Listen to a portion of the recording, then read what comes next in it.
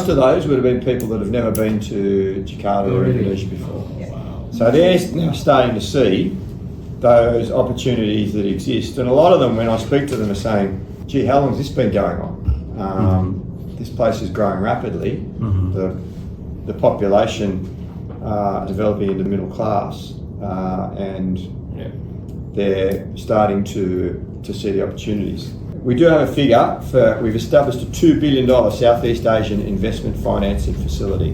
Selama 5 tahun, Indonesia dan Australia terikat dalam perjanjian dagang komprehensif, IA-CEPA. Hubungan yang lama didominasi oleh gandum, daging, dan kunjungan turis. Australia datang membawa investasi 2 miliar dolar Australia. Namun, kali ini, fokusnya bukan lagi hanya komoditas tradisional. Mereka mengincar sektor-sektor masa depan, artificial intelligence, energi terbarukan, dan mineral kritis.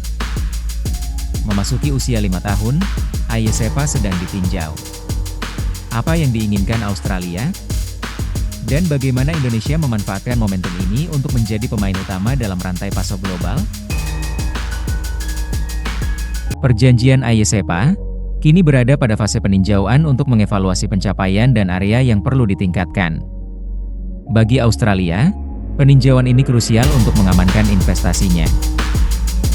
Asisten Menteri Luar Negeri, Thistlethwaite, menegaskan bahwa fokus utama Australia kini adalah memperdalam kerjasama di sektor masa depan. Jika dulu hubungan dagang didominasi ekspor daging dan gandum, kini Australia ingin melihat Indonesia berkolaborasi di mineral kritis, kecerdasan buatan, energi terbarukan, dan manufaktur berkelanjutan. Strategi ini didorong oleh realitas bahwa dana pensiun Australia sebesar 4 triliun dolar Australia, yang sebelumnya dominan ke Amerika Utara dan Eropa, kini beralih strategi investasi ke Asia Tenggara. Salah satu penawaran kunci Australia adalah di sektor energi. 80% teknologi panel surya dunia berasal dari inovasi Universitas New South Wales, UNSW. Program Green Energy Fund mendorong kolaborasi pembangunan energi bersih di negara-negara berkembang. Ini berarti, investasi 2 miliar dolar Australia, siap membiayai proyek-proyek pembangkit listrik tenaga surya atau pembangkit listrik tenaga angin alias Bayu, di Indonesia. Selanjutnya, Indonesia dan Australia sama-sama memiliki cadangan mineral kritis penting untuk baterai kendaraan listrik dan industri teknologi. Ini membuka peluang kerjasama yang signifikan. Kebijakan Future Made in Australia bukan hanya untuk pasar domestik. Ia mengundang industri global membangun fasilitas hilirisasi di Australia, yang sangat mungkin dijalankan bersama Indonesia. Selain energi dan mineral, fokus investasi Australia juga mengarah pada kecerdasan buatan atau AI, dan manufaktur berkelanjutan. Sektor ini sangat membutuhkan infrastruktur pendukung, seperti data center. Mobilitas warga Australia ke Bali memang tinggi. Namun, kini, hubungan ekonomi beralih ke Jakarta dan kota-kota besar lainnya yang membutuhkan infrastruktur keras, jalan, pelabuhan, dan rel kereta. Bisnis champion Australia yang baru kembali dari Indonesia menyaksikan langsung potensi pertumbuhan ekonomi yang sangat besar, terutama pada sektor infrastruktur. Dengan stabilitas politik, populasi besar, dan kebutuhan masif terhadap infrastruktur, Indonesia dinilai menjadi kandidat terkuat penerima investasi 2 miliar dolar Australia tersebut. Lalu, siapa pemain lokal yang diincar? Tentu saja perusahaan-perusahaan yang bergerak di dua area besar yang ingin ditingkatkan Australia, perdagangan dan peluang investasi baru. Untuk infrastruktur, incaran tentu jatuh pada BUMN konstruksi dan kontraktor swasta besar yang menangani proyek-proyek strategis pemerintah, terutama di proyek rel kereta api, pelabuhan, dan jalan tol. Di sektor mineral kritis, pemain lokal yang sudah melakukan hilirisasi nikel dan integrasi rantai pasok baterai EV akan menjadi mitra utama. Mereka butuh partner yang siap memproduksi baterai dengan standar global. Terakhir, di sektor akal imitasi, target investasinya adalah perusahaan teknologi yang membangun data center dan layanan cloud computing berskala besar, yang siap menopang kebutuhan komputasi untuk kecerdasan buatan. Investasi ini adalah sinyal kepercayaan, tetapi ia datang dengan tuntutan. Tuntutan akan konsistensi regulasi dan kecepatan birokrasi, terutama terkait perizinan energi bersih dan hilirisasi. Jika Indonesia berhasil memanfaatkan peninjauan IA-CEPA ini, kita akan membuka babak baru hubungan, bukan hanya sebagai mitra dagang tradisional, tetapi sebagai mitra pembangunan ekonomi dan teknologi masa depan di Asia Pasifik. Menurut Anda, reformasi regulasi apa yang paling mendesak dilakukan agar investasi 2 miliar dolar Australia ini sukses? Berikut wawancara eksklusif Kontan dengan beberapa media, bersama dengan Asisten Menteri Luar Negeri Australia, Thistlethwaite. Traditional areas like beef, education, there's quite a few Indonesian students that are studying here in Australia, particularly in Sydney, and the restaurant that we're going to after this is right in the heart of where a lot of those Indonesians study in our community as well at the University of New South Wales. So, and then of course our President signed a treaty for greater security cooperation last week, so we're keen to work with the government of Indonesia and the people of Indonesia to ensure peace and prosperity within our neighbourhood. So there's a lot happening in the relationship. I think you're here at a good time, and Australians love Indonesians, and we love the contribution that they make to our community, but more broadly the partnership that we have. And I think if you were to ask most Australians, most of them have been to Bali. It's probably their favourite holiday destination. And I think that's a great recognition of the friendship that exists.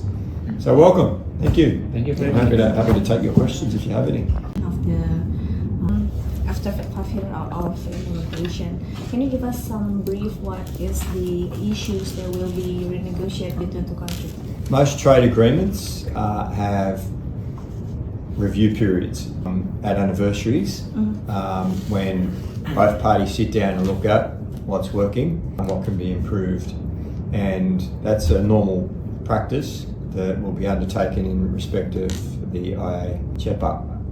And what Australia will be looking to do is to deepen engagement with Indonesia around areas such as critical minerals. So this is the development of technology associated with artificial intelligence and the production of renewable energy, and as well where we can cooperate on development of renewable energy as well. We see that there are big opportunities for both our nations to work together on developing those industries. At the same time, we want to make sure that the partnerships that we have in traditional industries, like the beef industry, like the wheat industry, like some of the more traditional resources, that they are working well. So that's the opportunity for us to sit down together and work out where we can improve the relationship, where we can build into the future as well. The other area where I think there is great opportunity is in greater investment between our two nations. We have a very, very large pool of investment funds in our superannuation industry. It's about $4 trillion. And these are our pension funds that are compulsory pension funds in Australia. And they've traditionally invested in markets like Northern America and Europe. But we now have a policy, our government, that's called Invested, our Southeast Asian strategy, of encouraging those pension funds and other financial institutions to look to invest in Southeast Asia, particularly in infrastructure, where there is good opportunities for growth for those funds, but there's also opportunities for places like Indonesia to deliver better infrastructure quicker to improve the lives of your population. So that's a strategic policy that we have developed. We have business champions that are assisting with that, and Jennifer Westacott is the Indonesian business champion. She was in Indonesia last week, and they are tasked with looking at growing those investment opportunities. So there's two areas where I think we can grow the relationship: the review around trade and the new opportunities in investment. I think I want to follow up on that. Yes. When you mention infrastructure, what kind of infrastructure that you think that Australia can help Indonesia? And I think at the same time we're also talking about renewable energy, right? And then Indonesia has developed like solar, like geothermal, and various kind of renewable energy. Can you elaborate more on like what already being sort of funds in terms of renewable energy in Australia that Australia can help Indonesia in developing that? Yes, in terms of renewable energy, the one thing that we share in our region is an abundance of sunlight. Yeah. And that's a comparative advantage for both of our nations. And down the road is the University of New South Wales, where 80% of the technology that's found in solar cells throughout the world was developed right down the road here by Professor Martin Green and his team. And that's something that we're very proud of, and it's something that Australia is delivering for the world in a lot of that technology. So we want to work with nations like Indonesia to roll out more of that.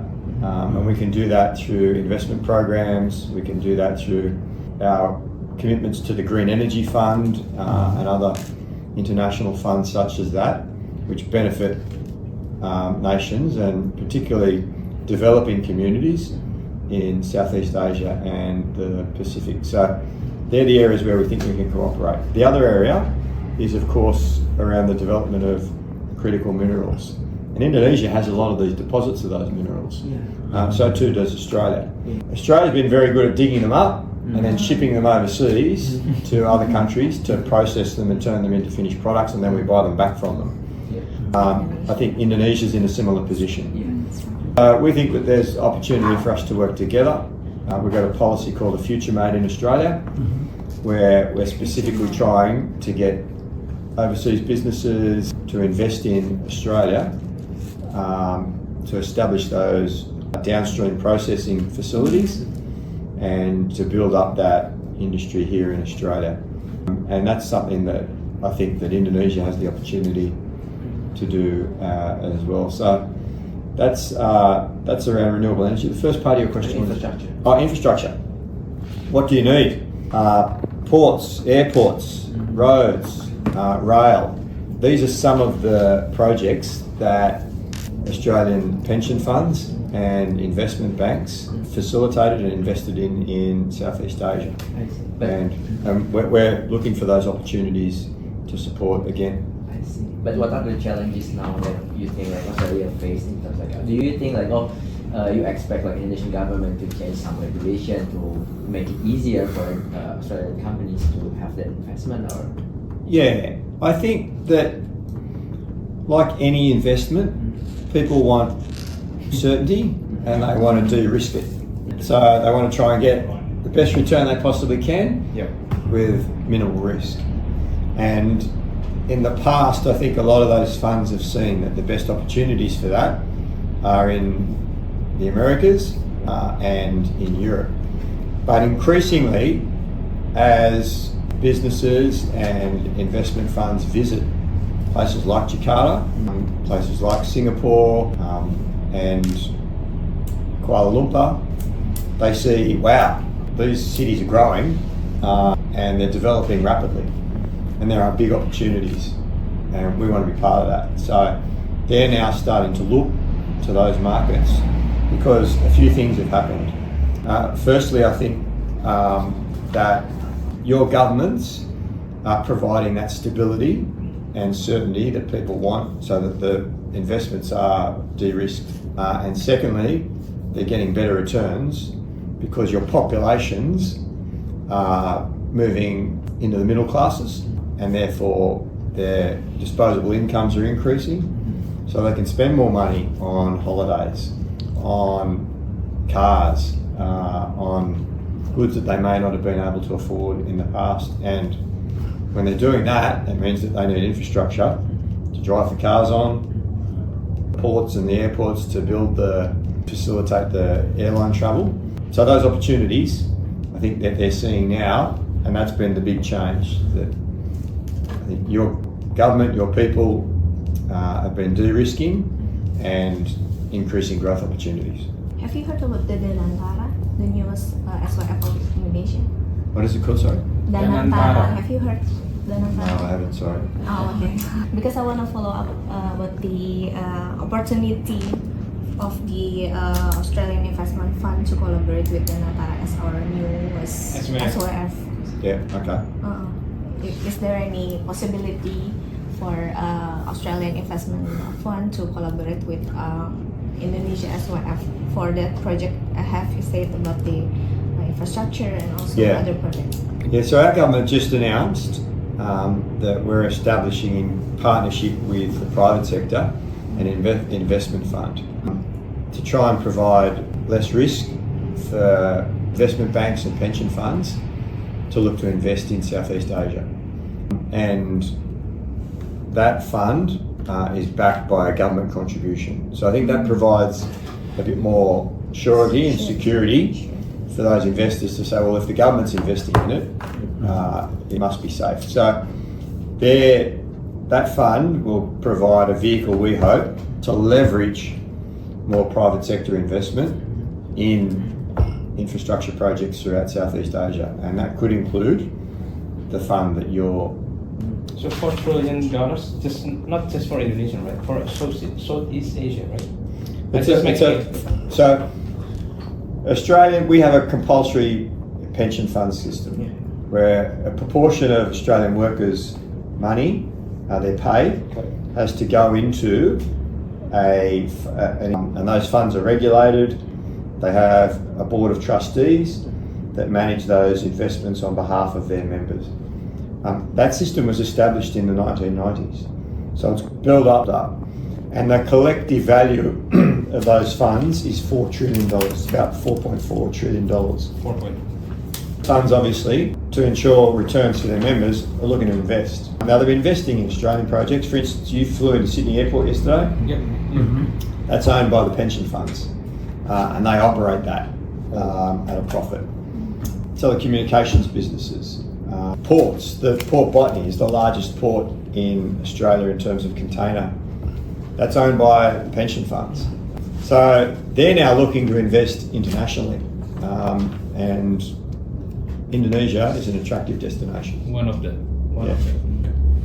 How can Australia can be friend or maybe tighten their partnership in terms of that kind of? Well, I think it's the notion of comparative advantage, isn't it? Where each country has an advantage in those areas. So, for instance, I know Indonesia has quite large deposits of nickel, and you've been quite good at reducing the cost of mining and processing nickel. That's put pressure on the Australian nickel market. At the same time, other resources like copper, aluminium, zinc, they're all plentiful here in Australia.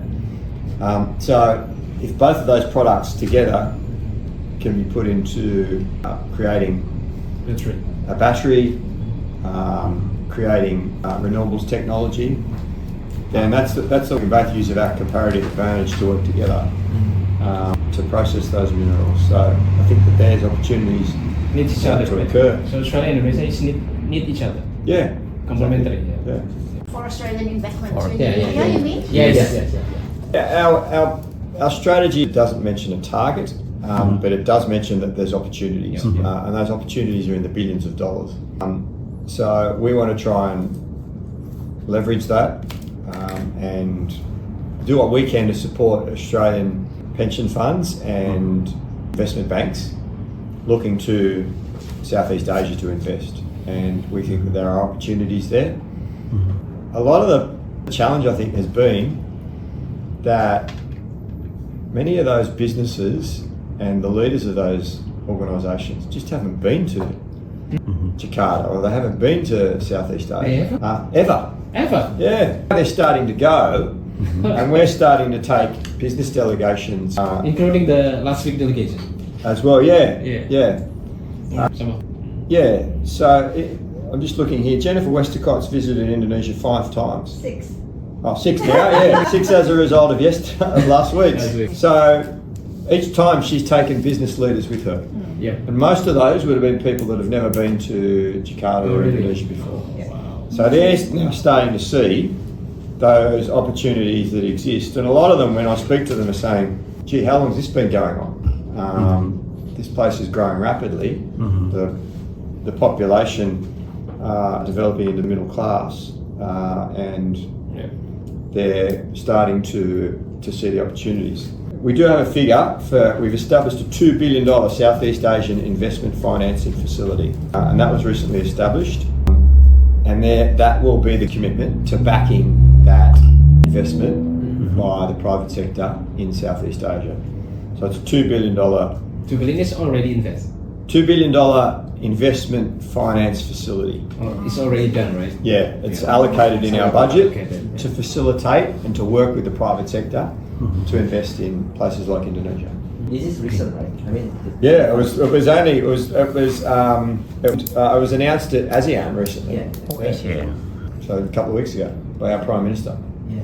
But the question, my question is, why is now become more important for Australia to go out? Well, I think it's become more now because Australian businesses have seen the opportunities, and they know that Indonesia is a trusted partner. They know that our governments are working more closely, and they feel confident in investing in a country like Indonesia. Whereas in the past they may have been somewhat apprehensive because of the differences with political systems, the differences with investment markets and laws. But I think that we've managed to be able to work with your government to break down some of those barriers, and they now see them as good investments and ones that they can have confidence in. But to attract more investment from Australia private sector, how you see Indonesia compared to other Southeast Asian nations like Malaysia, Vietnam, and also Singapore, for instance? I think the first thing is knowing that Indonesia has an economic plan to develop particularly infrastructure and the regions in which that's going to occur. Second thing I think that is important is stability in your political and your business environment. So providing that certainty and that understanding of how your business environment works is crucial. So the more business leaders, the more political leaders you can bring to Australia to meet with our investment banks and our super funds, I think the better.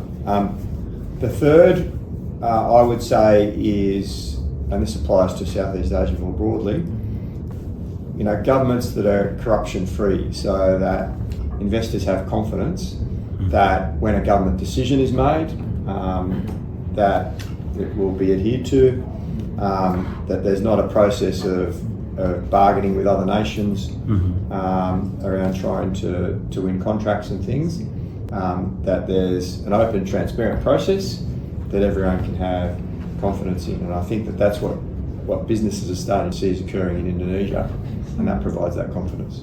Not only seeing Indonesia as a low labor cost country, and also with the big market for their products.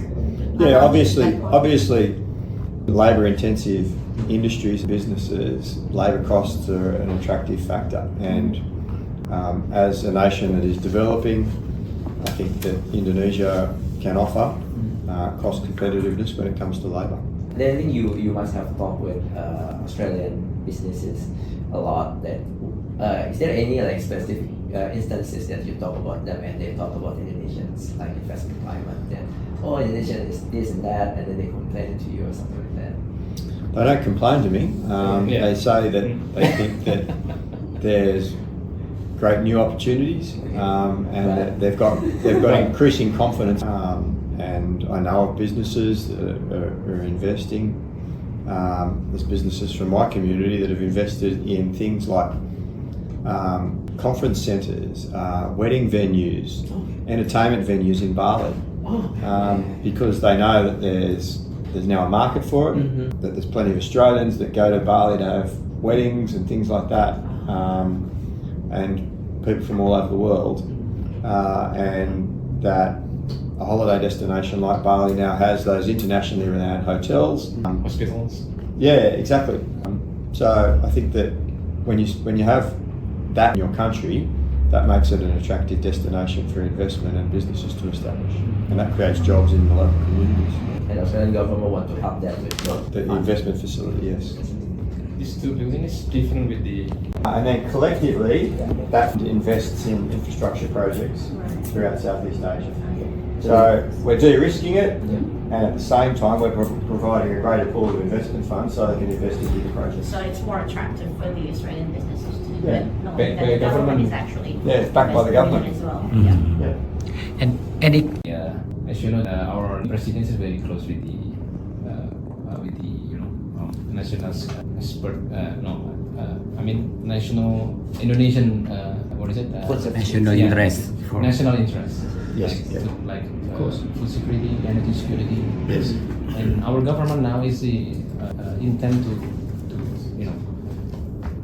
to decrease gradually in several commodities. Import commodities. Yes. To be decrease the import Yeah, of course. commodities. Yeah.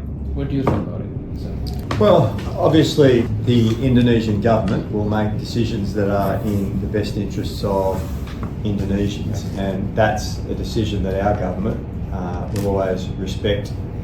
But being nations in the same neighbourhood, we are always going to rely on each other for economic ties and trade. So, for instance, I think that there'll always be a good pool of Indonesians that will want to come and study in Australia. Similarly, there will always be Australians that will want to go on holiday in Indonesia.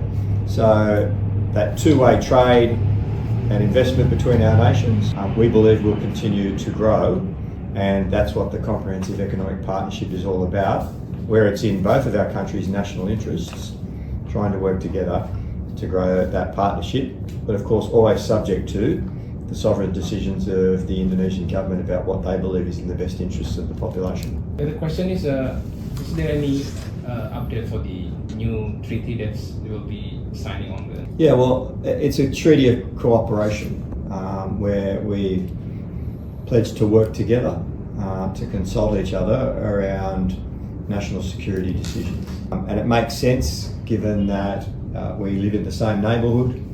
We're very close neighbours with a long history of working together, going back to the 1990s when the Keating and Suharto governments signed a treaty around greater cooperation. That was then added to by the Lombok Treaty, and we have a Defence Cooperation Treaty that was signed a few years ago.